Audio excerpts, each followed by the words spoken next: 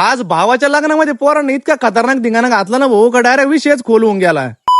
तर नमस्कार मंडळी, रोजच्याच प्रमाणे सकाळची पहिले किरण उगवले सगळ्यात पहिले आपण शेताकडे धाव घेतली बरं का. आणि आता जिकडे पाहू तिकडे ना फक्त आंब्याची चर्चा चालू आहे बरं का. त्यामुळे सकाळ सकाळी सगळ्यात पहिले ना आपण आंब्याचा नाश्ता करून घेतला बरं का. आंबा इतका भारी लागला ना मित्रांनो, तुम्ही सुद्धा आहे ना आंब्याचा आनंद घ्यायचा जा बरं का रोज. आणि मग आंब्यावर ताव मारल्यानंतर ना आपण आपल्या मकाकडे चक्कर मारत ठरवलं बरं का. थोड्या दिवसापूर्वी पेरलेली आपली मका आहे ना मस्त पैकी आता उतरून आली बरं का मित्रांनो. आणि एक कधी सगळा माल विक्रीला नाही यावा म्हणून ना आपण 8-10 दिवसाच्या गॅपवर आहे ना एका मागे एक मका पेरली बरं का. त्यामुळे ना आपल्याला शेवट आहे ना विक्री टायमाला जास्त प्रॉब्लेम नाही येणार. आणि मग शेतीतले सगळं काम उरकल्यानंतर आहे ना आपल्याला आज आहे ना आपल्या बाबासाहेबचं लग्न होतं बरं का. आणि बाबासाहेबचं लग्न म्हणल्यावर आपल्याला ना लवकरात लवकर तर जावंच लागेल ना. आणि मग लग्न कार्य म्हणल्यावर कसं आहे पैशाचं नियोजन करावं लागतं बरं का. आणि सध्या परिस्थिती अशी चालू आहे का आपल्याला आहे ना डायरेक्ट चिल्लर घेऊन येणार लागू राहिलो. आणि कोणतरी म्हणलेलं आहे ना नोटांचा आवाज आहे ना चिल्लर पेक्षा कधी पण कमीच असतो, म्हणून आज आहे ना फक्त चिल्लर वाजणार आहे बरं का आपली. काय असतं नसतं ते चिल्लर आहे ना खिशात भरून आपण पडेगावकडे निघलो बरं का. आणि पडेगाव मध्ये आल्यानंतर ना आपल्याला सगळे आपले मित्र भेटले बरं का. आणि मग सगळ्या मित्र परिवाराला भेटल्यानंतर ना आपण बाबासाहेब सोबत आहे ना जरा मंदिरात वगैरे दर्शन घ्यायला आलो. आणि मंदिरामध्ये ना बाबासाहेबने दर्शन वगैरे घेऊन टाकलं बरं का. आणि काही म्हणा मित्रांनो आज आहे ना भाऊच्या चेहऱ्यावर एक वेगळं तेज आहे बरं का. म्हणजे या भाऊला आहे ना मी एवढा आनंदी कधीच पाहिलं नव्हतं. आणि यावर्षी काय विषय झालाय काय ना मित्रांनो, एका मागे एक आहे माझ्या सगळ्या मित्रांचेच विकेट पडायला लागले हो. फक्त मीच एकटा राहिलो बिना विकेट पडता. कारण मित्रांनो मी ना राहुल द्रविडचा लय मोठा फॅन आहे बरं का. त्यामुळे मी माझी विकेट लवकर तर काही सोडणार नाही.